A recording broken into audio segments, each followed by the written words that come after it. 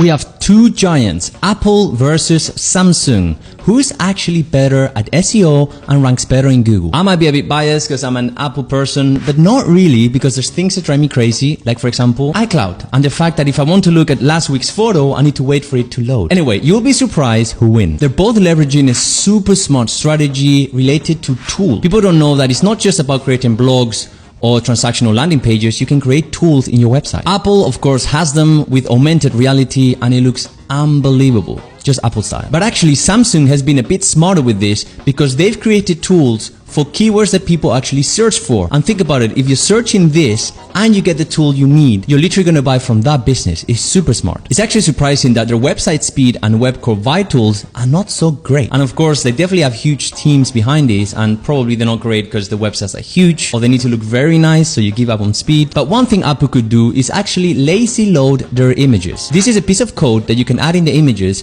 so they don't load until you actually scroll and see them. And once you see them, they load very quick. And Samsung could do a super advanced thing called minifying CSS. CSS is essentially the code that tells your website how it should look. And it's almost like an art because you're sort of creating art with code. And it can get pretty big. So there's techniques called minifying, which actually executes the same thing but in less lines of code and therefore making your website faster. Not a surprise, they're both ranking in the newly introduced AI overviews. It's not like they created content for the AI overviews, it's that their content was already optimized for search engines, and when Google brought out the AI overviews around 1 year ago, their content was picked up. Okay, so who wins? Who gets more traffic? Apple gets 150 million people a month, not a year, a month.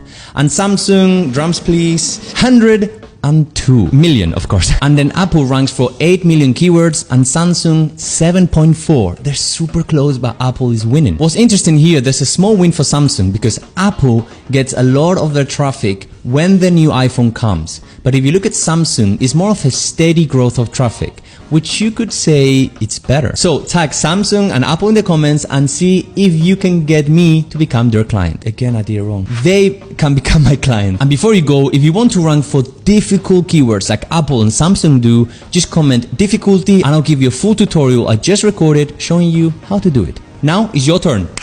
Let's go.